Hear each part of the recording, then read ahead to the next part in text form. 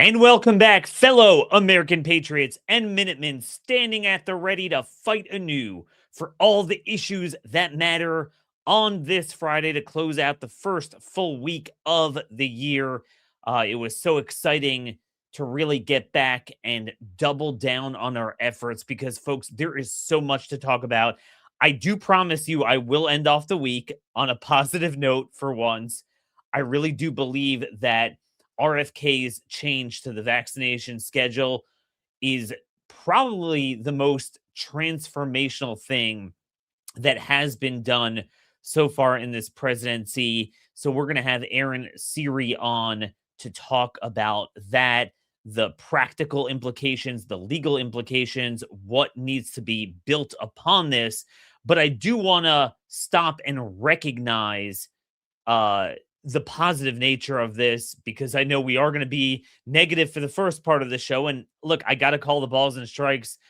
My goal is to focus on all these issues: housing, economy, healthcare, immigration, foreign policy, national defense, culture, you name it.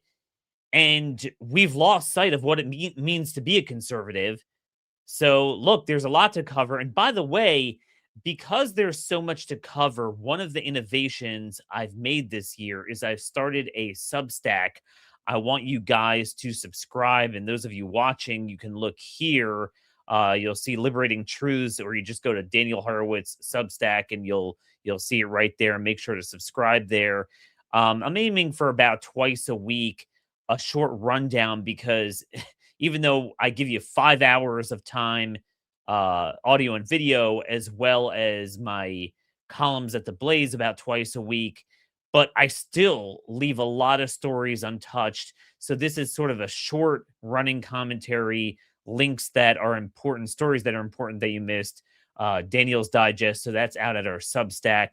And then, of course, those of you who are listening, which is fine, you might want to check out the video version of the show. We're going to try to post the full show on our YouTube channel. Make sure to subscribe here at Horowitz Show, or just Google Daniel Horowitz Show on YouTube, and you'll find the same CR podcast there as well. The bottom line is everything is algorithms now, and it's hard to do without short videos. So I've been cutting these short clips. But, a lot of what you don't hear, what I don't have time to get to on the show, you would often see on my Twitter. But then over the last couple of years, I'm completely shadow banned from the algorithms. Heck, I spoke to my sister last night and she was like, yeah, I never see anything you put out unless I go directly. So here, if you subscribe to the Substack, to the YouTube, you get it directly in your inbox. So and I promise not to spam you as well. So anyway, let's start with the vaccine schedule. We'll get to housing, defense, some other things, then come back to the vaccines with Aaron Siri. We're just going to do a lightning round of free-for-all Friday thoughts here. So obviously the top line is that they reduced the number of recommendations from 17 to 11, putting us more in line with Europe. And there's no way around this. We could say, well, he should have gotten rid of this, should have banned the COVID shots. It's all true. I don't love everyone in HHS, Marty Macri, whatever, but the reality is any shortcomings is coming from the White House itself. RFK himself, clearly, I was skeptical at the beginning, but it's been on a positive trajectory. But again, I want to reiterate, how did we obtain this transformational change on health? The vaccines, the food recommendations, the fluoride, and there's more to it.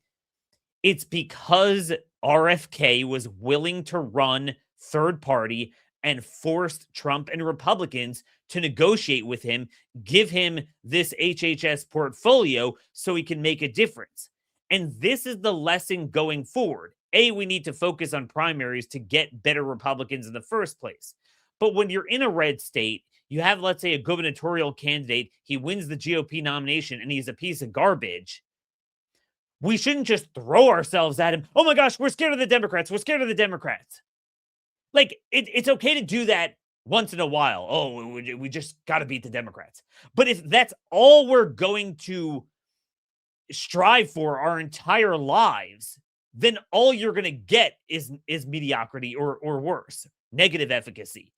You have to at least make them sweat and think maybe you're not going to be on the plantation, so they have to work with you and appoint one of your guys to an important position, whether it's federally or state, and to actually have some sort of sharing power of a parliamentarian system, even though we don't have one, but there's no reason we can't force that. So I just wanted to get out the political aspect of that, and we'll talk about the legal and medical implications with Aaron coming up in just a moment. Housing. Okay, so we talked about housing yesterday, and I mentioned to you that this business of corporate institutional buying of residential homes, it's really just a minor it's a symptom, and it's a minor one at that in most markets. It was more prominent during COVID. They're already offloading their portfolios. It's more of a symptom of higher prices, which is caused by government ownership of the market. And one of the things I mentioned is that Trump needs to announce the Federal Reserve is going to get out of the business of buying more mortgage-backed securities. Well, not only did Trump not do that, but he went in the opposite direction yesterday. He announced his second housing policy is to direct Freddie and Fannie to buy $200 billion in mortgage-backed securities. So again, and he said this is going to drive down interest rates, mortgage rates. That may be true, but it's going to drive up prices.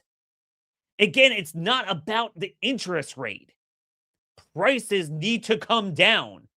I know it sounds obvious. Oh, we all want them to come down, but I'm going to play a video from JD Vance in a minute. They don't. I mean, they want everything, but then they push policies that fuel the bubble. Now, first of all, Freddie and Fannie do not have the money. So they've already, by the way, purchased more than 230 billion MBSs last year. I didn't realize that. So that's keeping the market afloat, keeping the bubble afloat. And then so therefore now, by my count, they have somewhere between 15 and 20 billion in cash. They don't have $200 billion. So a lot of this stuff, whether both good policies Trump announces and bad policies, and this is a bad one, a lot of it is bluster because it's not going anywhere. It's not going anywhere because they don't have the cash. It's not going anywhere because you need congressional approval. I don't like it, but unfortunately, the Federal Reserve operates without Congress, so they do it anyway. But Freddie and Fannie have to get congressional authority. So again, all this stuff he announces is kind of a joke because even the things that he has authority gets struck down in the courts and he listens to it. So certainly the things where he doesn't have authority, and we're going to see that with the tariffs. The Supreme Court did not announce anything today, but probably soon. But anyway, it's just, this is what I mean. He'll treat a minor symptom that we agree with while exacerbating the broader cause of high pricing, and that's government juicing, government subsidies to the affordable homeownership programs, and then the Freddie and Fannie purchasing more stuff that drives up prices. I'm sorry.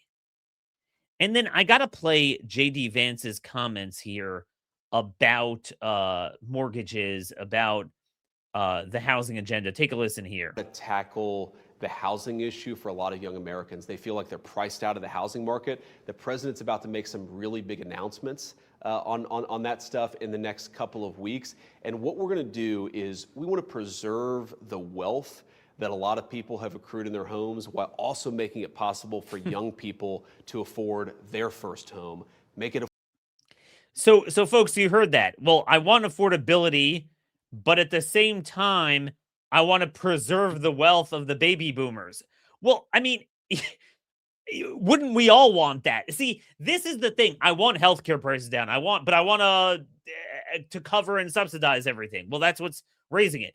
I want housing prices to come down, but I want to keep subsidizing it. This is the problem. And this is what aristopopulism is, where you have no overarching principles. So I'll just pander to the elites and pander to the, downscale people at the same time. How about you drive down the middle, the whole of the people, and do what's just, get government out of all of this stuff, and allow the market to work. But it's just the vicious cycle of government. You support one problem, and then you got to subsidize because you supported an asset bubble, and then now you need to, that creates more of an asset bubble and engenders an even greater need for subsidies. It just never ends. But this is the reality. Look, I'm not even a baby boomer. I bought my home 12 and a half years ago, 350,000. It's worth about 650 now. Okay? But the reality is I don't count that as my wealth. I count it as my home. And it doesn't even do me much good because, yeah, I'd make a big profit if I sell it, but then I would have to buy another house that's inflated at now a higher interest rate. So on net, this notion that you want to preserve people's housing wealth, well, the only way to do that is to do things like government juicing of MBSs, government subsidies of buyers to keep housing prices high. Just let it go down. Stop with this sophistry and demagoguery with, I'll go after the 1% problem, which in itself is just a symptom of the higher prices created by these very programs you support. Just let the pricing go down. I'm sorry. I count upon my income and retirement, but I don't view my house as a storage. And yeah, it will go down, and it needs to go down. You can't say, I want to appeal to young people and older people, people that have houses and people who don't. You got to do what's right, especially when doing what's right is the default position, because it involves getting government out of the business. So that's with housing. Defense, foreign policy. So President Trump says he has determined that the U.S. military budget needs to be 1.5 trillion instead of about 950 billion due to the tremendous tariff revenue that doesn't exist. So he wants to spend another 550 billion a year on the military. The problem with our military is not that we don't spend enough money. It's that we engage in utter stupid escapades. We don't prioritize what our needs are. And we need to just completely overhaul our acquisition process, or the type of vendors we're using, the type of weaponry we're pursuing. It's a bottomless pit. Under the current dynamic, there's no amount that you'll need. It's kind of like healthcare. The more you throw at the incumbent system, the more they'll raise prices, and the more you need more. But that's what Trump is tantalized by, more spending. And by the way, when you put this in conjunction with him now saying, okay, you have the Venezuela, they're talking about Nicaragua, Cuba, and Mexico, even with Iran, which, by the way, I'm very happy that the mullahs might fall, and we should be cheering that on. But the reality is, we don't need to, go ahead and get involved. But Trump hinted in an interview with Hannity that, we're going to attack the mullahs. Wait, so you short circuit Israel's successful ability to get rid of them and degrade them, but then now you say we should get involved? It's just so weird. Because, as you well know, I do support a strong national defense. I do support a strong deterrent done in the right way. And it is a problem that because of the failures, we now have this reactionary, retarded right that is like code pink. But my problem is that what Trump is pushing now in totality is not only a wrong focus and out of proportion, but it's also going to harm those of us who want a Jacksonian, strong but realistic foreign policy, because young voters are going to say, like, I want to worry about what's going on here. I don't want that. So I want to play a clip of what Trump said about Mexico, that he now wants to invade Mexico. Take a listen here. And we are going to start now hitting land with regard to the cartels. The cartels are running Mexico. It's very, very sad to watch and see what's happened to that country. But the cartels are running, and they're killing 250, 300,000 people in our country every single year. the drugs. It's horrible. It's devastated families. You know, you lose a child or a parent. I mean, parents are dying too with drugs. So, look, he wants to attack the cartels. He wants to do what he did in Venezuela. He's saying blatantly the same thing in Mexico. Now, look, if you find a particular threat that it doesn't cost much to blow it up, strike and maneuver, as I say all the time, I have no problem with that. I downright support that. But it's kind of like whack-a-mole. I mean, I'm assuming he means to have a systemic battle against the cartels. You're not going to fix what goes on in Mexico. That place is irremediably broken. What you need to do is, A, it's mainly an immigration problem, and stop letting them in. And for the most part, he shut that down at the border. And if you're worried about other national security drug threats beyond the migrants coming over, you need to create a perimeter, a security perimeter, a buffer, right? That our military could do. That's in our interest. And I've said that for years. But to sort of GWOT, global war on terror mentality, GWOT Mexico, we don't need that. And just in general, whatever Trump does or doesn't mean, if you take it in totality, it's just you're going to lose on this because you're looking like all you care about is just building an empire everywhere, which is exactly what people wanted to get away from. And also you're going to strengthen the hand of those that really want to be, just aloof to any threats and pacifists and things like that. So I think by doing that, Trump is actually harming those of us who do want to push a more robust national defense. So again, everything's a shiny object. Everything's a special interest. And frankly, everything is just an executive. I don't even want to say order, an executive announcement. And it often doesn't go anywhere. The courts mess with it. And, let me give you another great example. So we talked about, to start the week, how we'll do one more thing before we get to Aaron, welfare. That the Somali welfare scandal gives Trump a perfect opportunity to say, look, this is not a bug, but a feature of an open-ended entitlement to print money, raise the cost of living on all of you with the inflation. And that's why you need welfare, because you can't afford anything because we're spending so much on this fraud. So that's what he needs to do. You got to push legislation.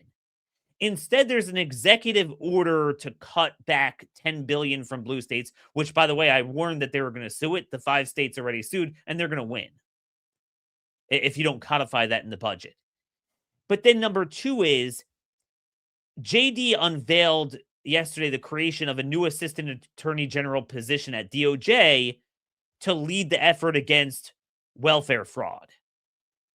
But it's like, if you join, that presupposes that the problem with the fraud is it's like a bug in the welfare state. No, it's a feature. You have to get rid of, or as much as you can, devolve to the states, I think is the most realistic thing to do in legislation.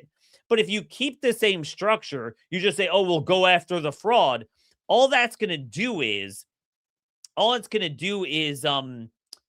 create a new DOJ weaponized division and expand the deep state instead of dismantling it, to ensure that when Democrats come in, they'll have another tool to go after our people, go after religious institutions or whatever.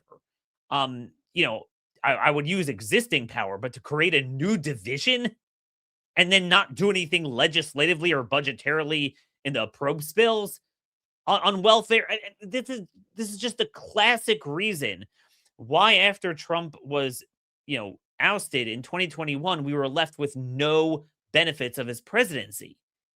And then just anything he expanded the government with, that was used against us.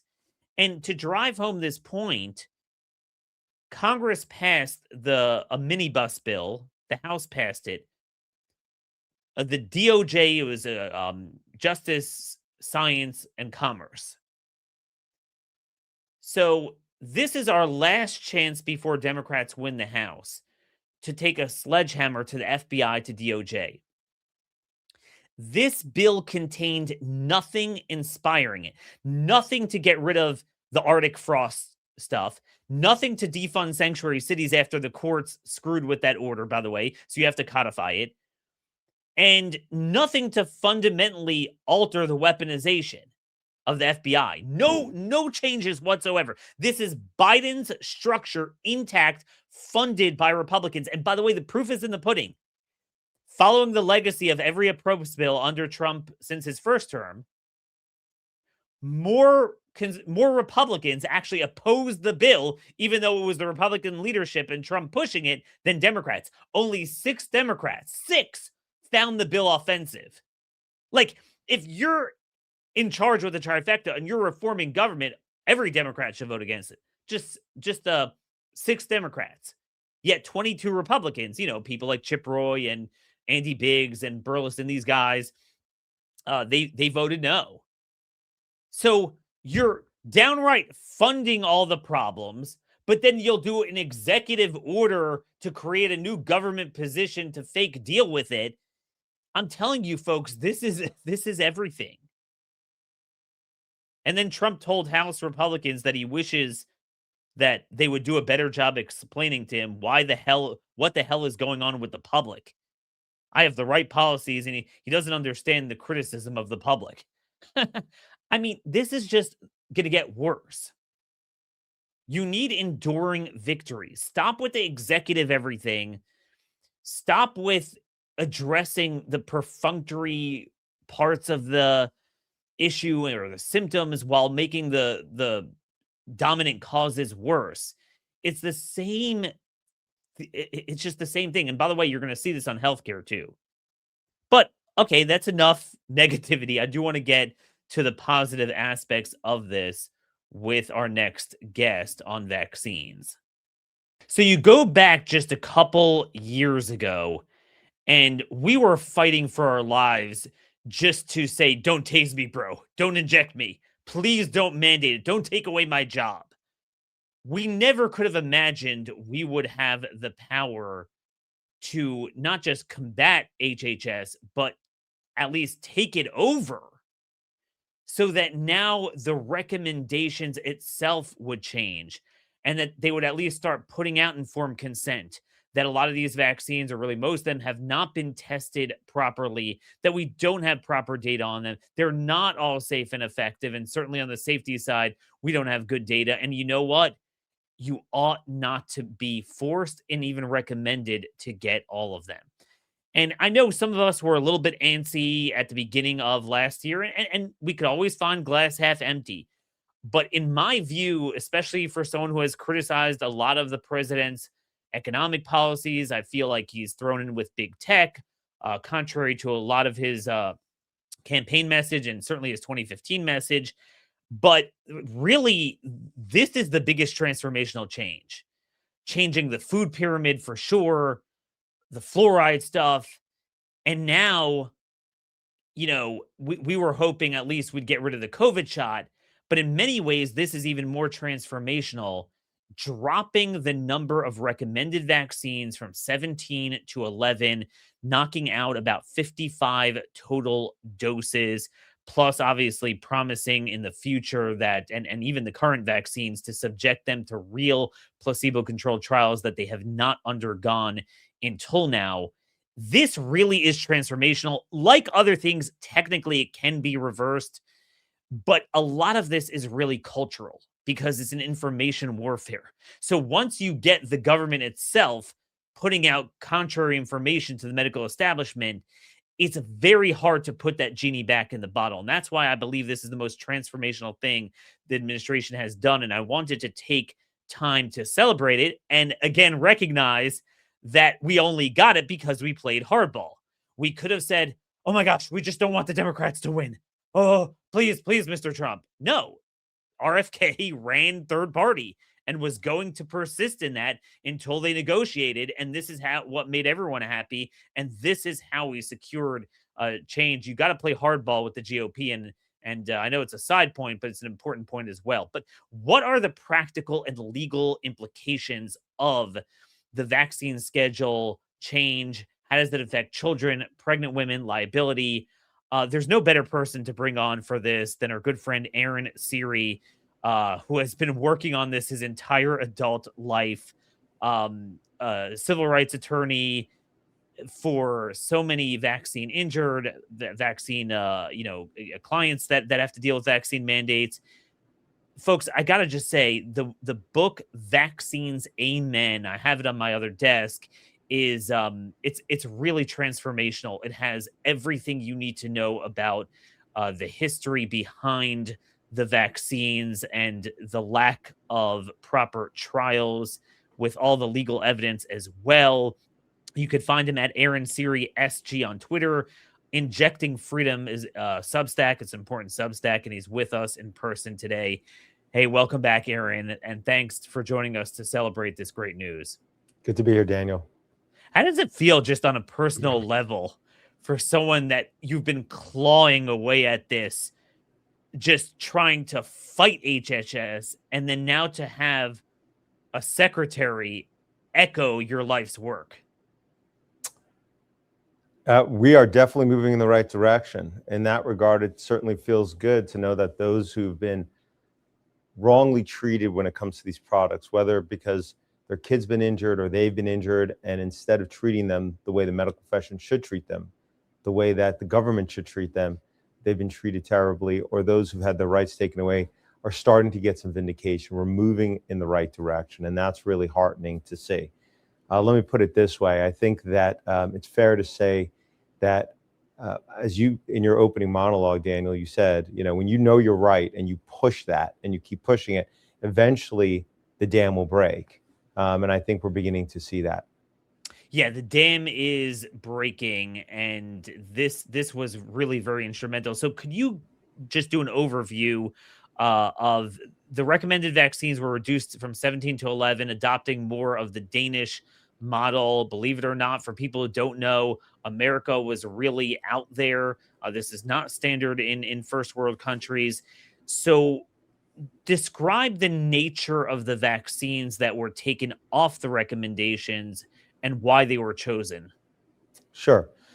So this review, President Trump put that memo out, if you recall, and said, hey, I'd like you, HHS Secretary Kennedy, to do a review comparing the American schedule to our peer nations. And that review really resulted in looking at the vaccines that are not what they would call typically recommended, let's put it that way, by other peer nations. So this review didn't look at ones that are what the report called consensus vaccines. Those were kind of left on the side and not touched. And those are things like DTaP and MMR and so forth. But for what the report called non-consensus vaccines, meaning vaccines that many of our peer nations don't even recommend routinely, that's what this report focused on. And what it found was there are 5 vaccines on the current schedule that are non-consensus. And what it did is it moved them from being routinely recommended to what the report called shared clinical decision-making. So they're no longer routinely recommended. And that's the Hep B vaccine, the Hep A vaccine, flu shot, rotavirus, and the meningococcal vaccine. And so that, as you pointed out, reduces the number of routine vaccines. To put it in context, baby in 1986, pivotal year, the passage of the National Child Vaccine Injury Act, would have gotten 3 injections on or before their first birthday.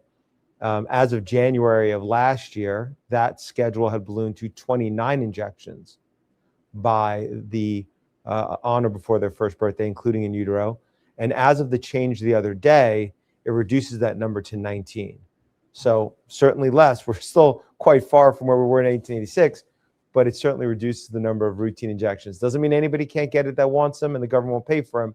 It just means we're not routinely recommending them. Yeah, so they're still paid for and everything, and that's a whole nother discussion. But so what you're saying is, just so people understand, this wasn't a selection so much of rating them from the most or least quality study to the most quality study. So these were the least studied or the most problematic or the most safety signal problems. It was just kind of like I'm into firearms training, and you pie the corner when you try to take down a room. This is what we could just say others aren't really doing. Other peer nations aren't doing. They're not consensus. So let's Mhm. get rid of that recommendation. But it still has obviously MMR, Tdap, Hib, pneumococcal, and chickenpox, HPV. So what are the signals from HHS regarding some of those other vaccines? It's not so much that they're Yep. affirming them. They're just saying, we're going to get to that later. Yeah, I think that's a really important point. The report itself actually explicitly says they're not considering they're not carefully analyzing them. In fact, when you go to the analysis section, it analyzes Hep B vaccine, it analyzes Hep A vaccine, but it doesn't analyze the DTaP or the Tdap or MMR or chickenpox or the others. It doesn't go into that analysis. So yes, I think those will be reviewed and assessed at a later date. For this round, just like you said, they just looked at the ones that are not typically used. And I'll tell you why, in my view, that makes a lot of sense. If you have a vaccine that's not being used commonly in another country, you have a great basis to compare. What are the outcomes? I'll give you an example. In the United States, we routinely recommended Hep B vaccine. Almost every kid got 3 injections of Hep B vaccine at birth, 1 month, and 6 months. Okay. In Denmark, they don't give Hep B vaccines to kids unless the pregnant mother is Hep B positive. So the Hep B vaccination rate in Denmark is like 0.01%. It's basically zero. No kids get the Hep B vaccine in Denmark unless the mother, while pregnant, has Hep B positive or certain very high risk situations. So you have a great real world comparator. Well, what is the outcome? What is the number of kids with chronic Hep B in Denmark versus the US, where in America we vaccinate almost every kid with Hep B, and in Denmark they vaccinate virtually nobody. In fact, I don't even think you can get a Hep B vaccine for a routinely in Denmark. That's what the experts there told me. The chronic Hep B rate amongst children is statistically the same. There's no difference in outcome. I'll tell you where there is a difference. There's a significant difference between the number of kids injured by the Hep B vaccine in the United States versus Denmark. There is no case I'm aware of in the world where a newborn, died on the first day of life from Hep B, the disease.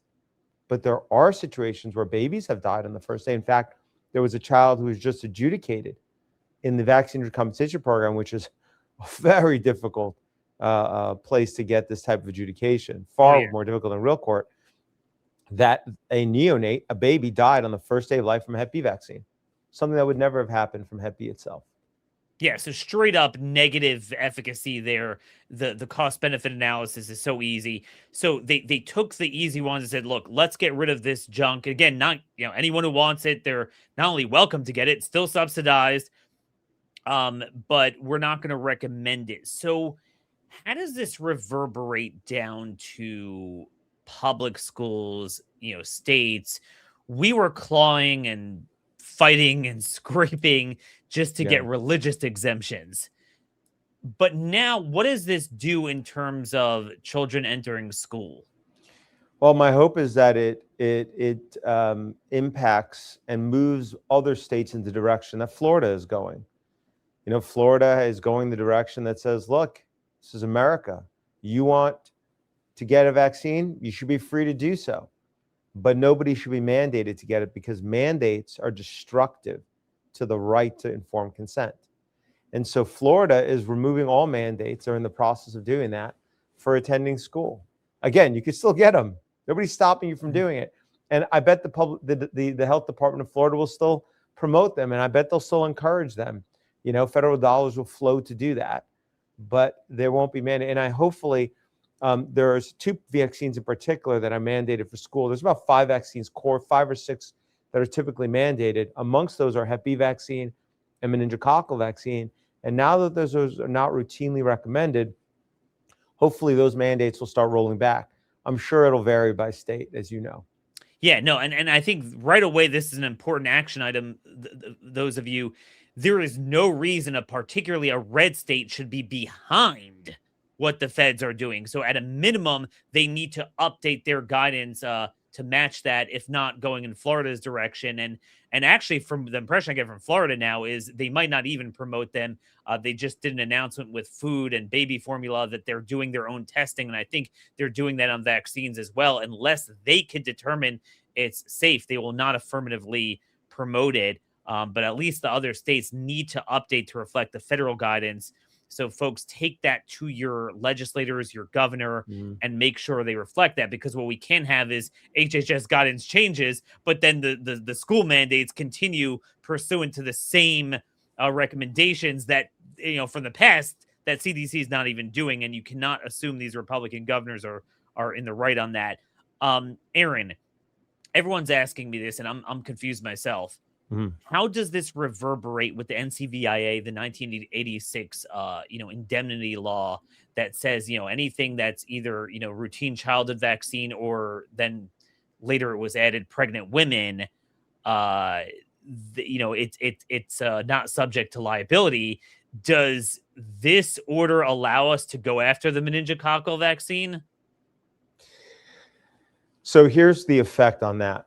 Under the 1986 Act, a vaccine needs to be routinely recommended to get the immunity under the 1986 Act, which protects the pharmaceutical company profiting from the product and the doctor administrating the product from being sued for the injuries and deaths caused by the vaccine on the basis that it could have been made safer. Okay, so it needs to be routinely recommended. That is explicitly in the statute. Once it's routinely recommended, then it's added to something called the table of injuries. That is the table that's looked to for the National Vaccine Injury Compensation Program. If it's on the table of injuries and Congress passes an excise tax of 75 cents per dose, you have the immunity, okay? The immunity is in place. And that immunity currently exists for the Hep B vaccine, the Hep A, the ones we just talked about that are no longer routinely recommended. Now, the next step now is that through rulemaking, HHS needs to remove those vaccines from the table of injuries. Now, what do you mean remove them from the table of injuries? Meaning that you wouldn't be eligible for that program, which very few people get.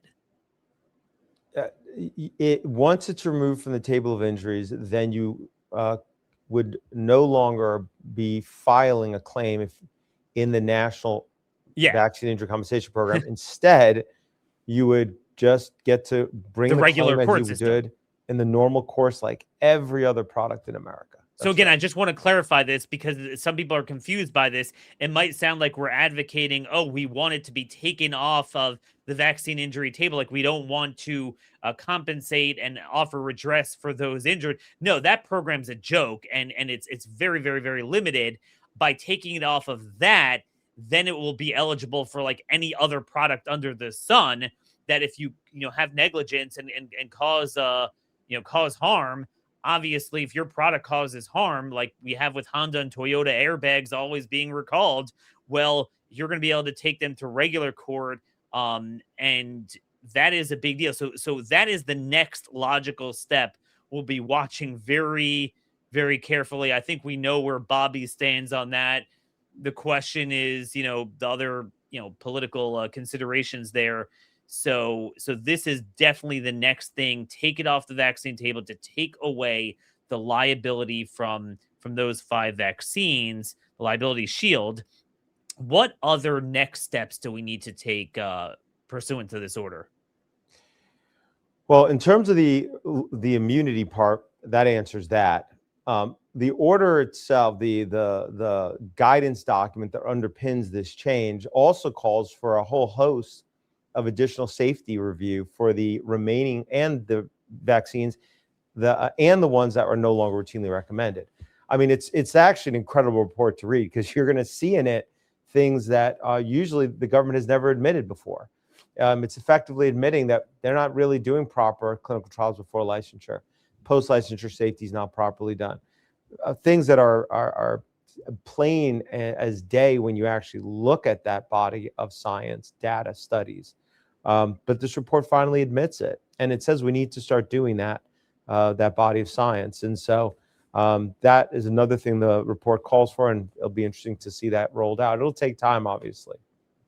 So I guess is the presumption that they're going to try to run legitimate studies and then wait for that data to act upon these other vaccines? I mean, obviously the big ones are MMR, Tdap, even chickenpox. Do you not expect any action on that? Any changes? My push, and I've already been pushing this publicly, is that the next step is to take the vaccines that don't stop transmission and move those to shared clinical decision making. That's a logical, immediate next step that they should do very quickly, and that would certainly at the least include DTaP, Tdap, and IPV vaccine. I mean, you could just start right there. Those vaccines don't stop transmission of the underlying pathogen. In fact, probably make you more likely to transmit it if you're been vaccinated and come into contact with those pathogens. So I think that's the logical next step. You don't have to wait for the safety review of those products. In other words, because their entire premise is with stopping transmission, and that's the whole premise of the Jacobson ruling, and that whole line of cases that we can make an exception to human dignity, bodily autonomy with that. So you're saying, again, we're not assessing what is the most useful vaccine relative to its safety profile or the most dangerous relative to its benefit. The point is we don't have good data and it needs to be studied. But you're saying, look, there are certain premises we could just say is that this is just superfluous. I mean, it's not stopping transmission. Another idea I want to run by you is one of the other things that I never liked about this is this log rolling, where the companies manufacture multiple vaccines in one injection when there's clearly less of a rationale for one of them. And if it were independent, no one would get it, but they put it in there. So with MMR, so MMR is like sacred. Now, whatever you think of measles and mumps, but and we could talk about that, what the data is on the harms, the benefits, but rubella, why should any man ever get it if it would only, the disease itself would only be a problem with pregnant women? Well, that's where you get into shared clinical decision making, don't you? Right? Where but they're not available. What I'm saying is, it available? Right. Not in the United States. You can't get the rubella vaccine as a standalone vaccine. What you're really saying is, why can't a male just get the measles and mumps vaccine, alone and not get the rubella vaccine? Yeah. I mean, I think isn't that something HHS, if you're trying to pie the corner of what we already know is superfluous before we get into that, vaccine injury, it's just, there's safety and efficacy, but before safety and efficacy, there's just rationale to begin with. And there's certain things that are universal that there's no rationale for most people. Well, how about this rationale? Why is it that your vaccine only works if I get it? Why doesn't yours work why do I have to get a vaccine for your vaccine to work? At the end of the day, we're trying to be modest here, Aaron. Listen, it's because it's a religion, right? Hence why you got to break it, gradually. Because here's the thing is that at the end of the day, if you start going down, well, does it provide more benefit than risk, right? Is it stop transmission? Does it not? Is it what you just said? What's the rationale for males to get it? I think these are all logical arguments, and obviously we deploy them. I just deployed one of them to say why some vaccines should no longer be routinely recommended, right? But really, at the very end of the day, the problem with all of the end problem is that those decisions end up getting made by who? By government. And do we want to leave it in the hands of the government to decide what should or should not be mandated? I think these are all great arguments. Yep. But at the very core, at the very end of that road, it should be a recognition that whatever you're recommending, whether it's routine or not, there should never be required. You should always have personal choice to choose whether or not you should get these products. We live in the land of the free. In other words, Aaron, we need to separate the mandate discussion from the guidance discussion. Yes. Mandates need to full stop. We need to go in the Florida direction. We'll see that there's some legislation that was just introduced to codify the governor's desires and the Surgeon General there. That's full stop. But then there's we could agree or disagree or debate whether, what government should be involved in. And we believe in limited government. But if you're going to have a federal or state health department, then you got to be putting out righteous information. But the problem with that, though, is that, and this is my, why my pitch for why government just needs to get out of the business of vaccines and recommendations entirely, is this: once they've recommended something, then to go back and say, oh, oopsie, we made a mistake. Government doesn't do that. They then say, oh, well, we can't harm the reputation of CDC because they need the bully. We need to be able to persuade the public. We need them to listen to us. So they view the safeguarding as their own reputation as the more important thing than even safeguarding the public from public health. Yep. I'll use Hep B vaccine as a great example, okay? When you really carefully look at the data and you look at the number of kids that had a chronic Hep B before there was a vaccine, from non-Hep B positive mothers, you probably need to vaccinate north of 100,000 kids to prevent one child from getting chronic Hep B, again, to non-Hep B positive mothers, born to non-Hep B positive mothers. So you have the number needed to vaccinate is over 100,000 kids, each getting 3 injections in the arm, okay? So that's your benefit. That math, by the way, not hard to do.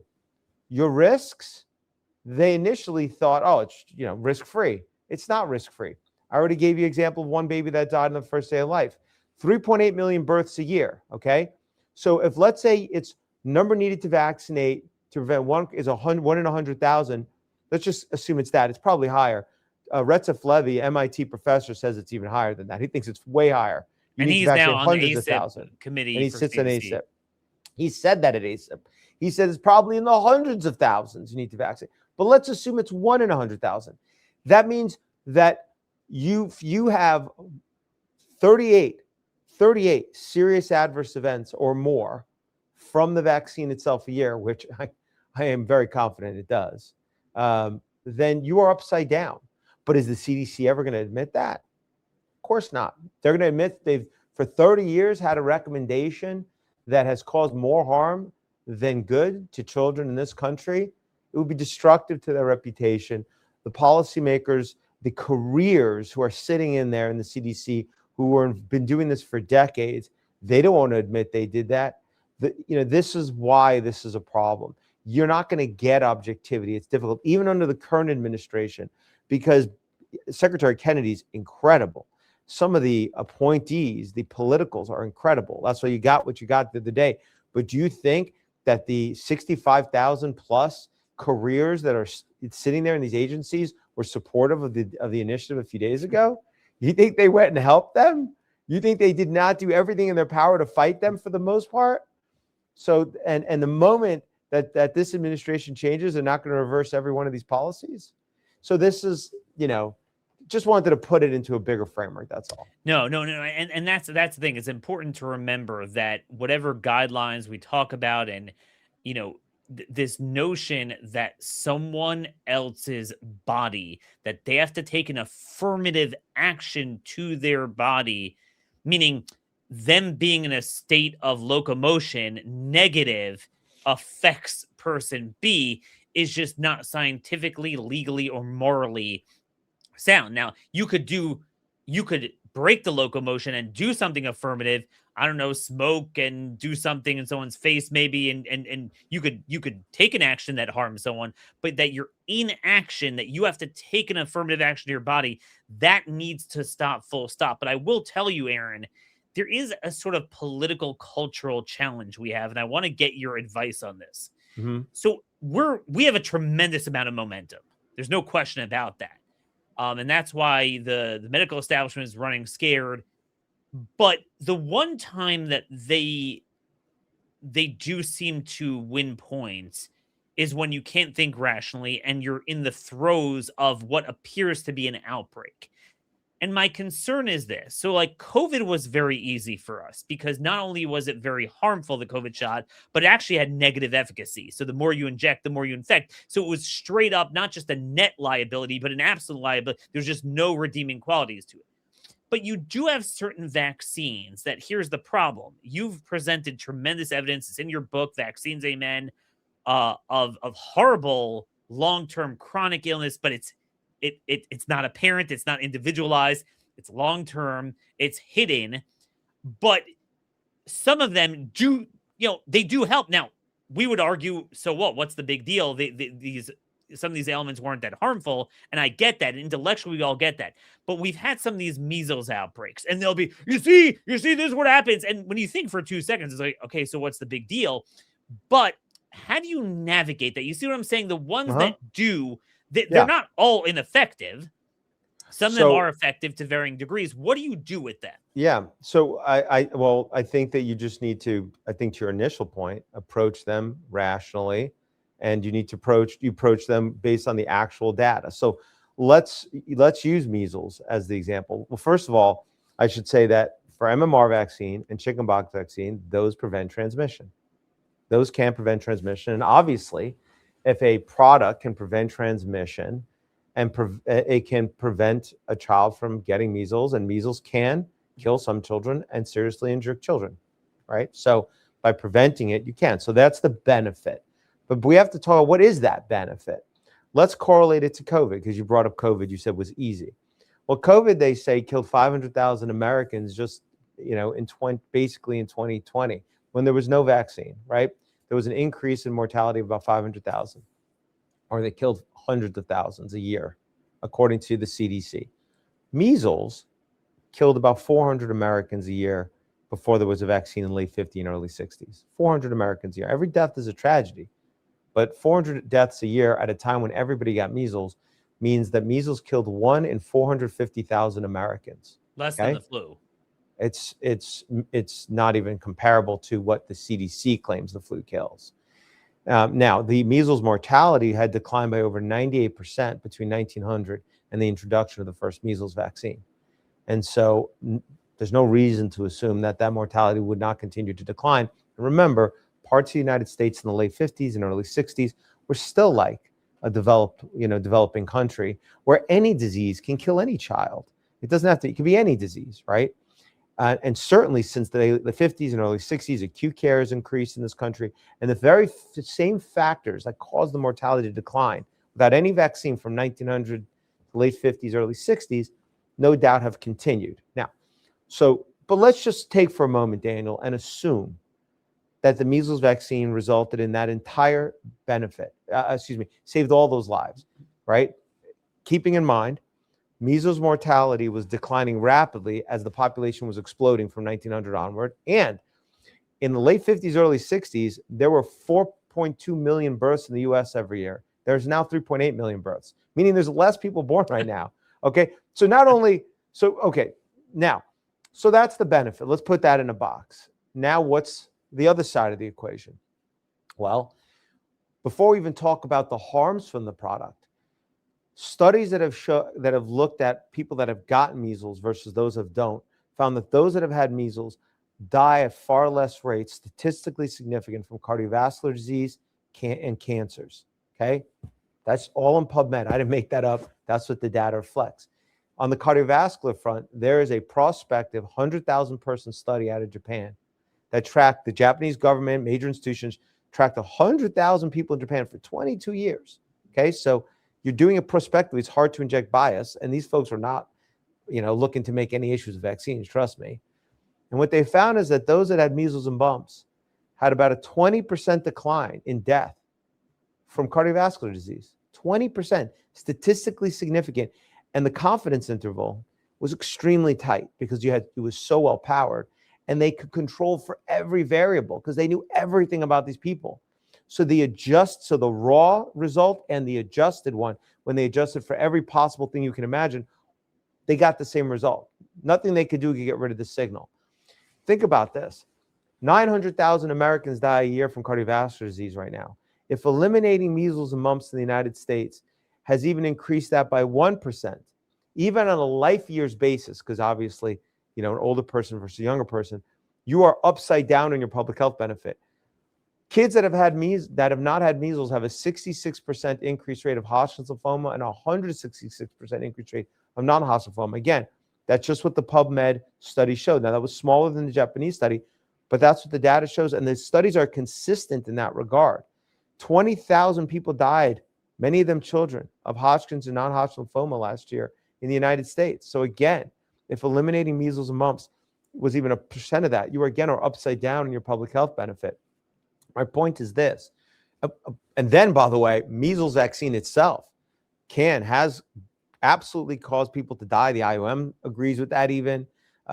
People have been adjudicated and have been compensated for, and can cause serious injury, including encephalopathy. Now, and with then all there's that, this whole chronic illness thing, and it's hard to pin on any one vaccine, but the Ford study, I'm not even talking about, Daniel, I'm not even talking about chronic illness. I didn't even get to chronic. I'm not even talking about the explosion of chronic illness from the 80s to now, and that are almost all immune mediated. I'm just talking about cardiovascular cancers, and I'm talking about the actual known and accepted acute injuries, harm. And when you look at this bigger picture rationally, it could be there's a reason that most pathogens have come and gone, but measles did not. Pathogens come and go throughout the ages, but it could be the reason measles didn't go away is because they confers a survival benefit. Yep. And by the way, you said, these kids, there was all this hysteria about kids dying of these 2 kids, they say died of measles in Texas. We represent one of those families. I can tell you that kid did not die of measles. Okay. We have the underlying medical records. It was not from measles that resulted in that kid dying. And the other kid who we don't represent, a doctor that has looked at the underlying medical records has also publicly come out and explained that the death wasn't from measles, nor was it because of the following sequel from measles. Okay. So, they want desperately to pin it on these diseases. Again, I'm not right saying away. You have to check out whenever you hear a news story of people dying from these pathogens, a lot of it's made up. I mean, that's no question. Well, I'm not saying a child can't die of measles. Certainly can, but it's usually going to be in a developed country, and their child's going to be deficient in certain areas, and so forth. So you asked me to go all the way back to your question. You said, well, how do you deal with like the vaccines that do prevent transmission, which for those that are mandated really just are MMR and chickenpox.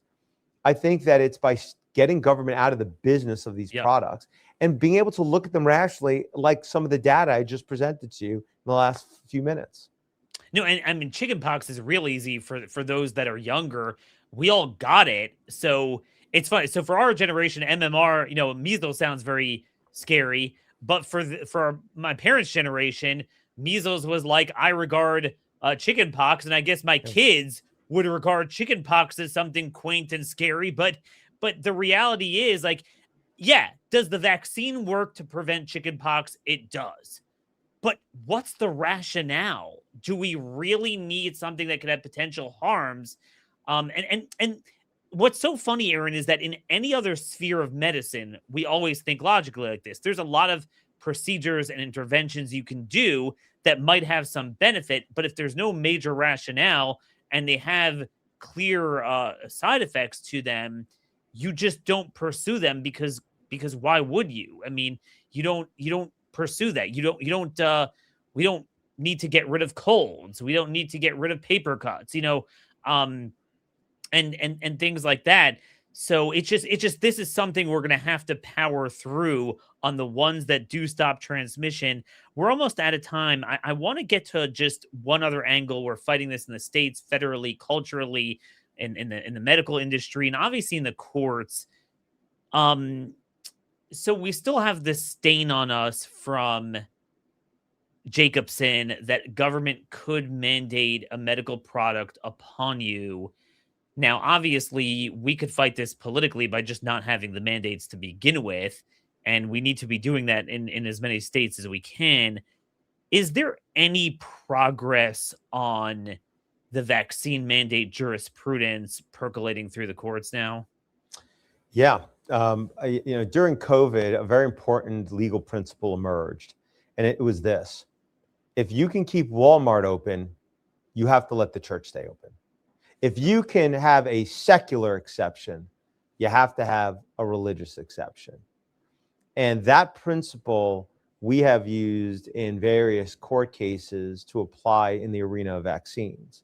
And the argument is effectively, if you can let a secular exemption to vaccination, medical exemption, right? If there isn't a absolute health imperative to exclude all kids that haven't had all vaccines, then you also have to provide a religious exemption. And that is what in Mississippi, a federal judge agreed with us in an amazing decision and restored the religious exemption to Mississippi on exactly that argument I just made to you.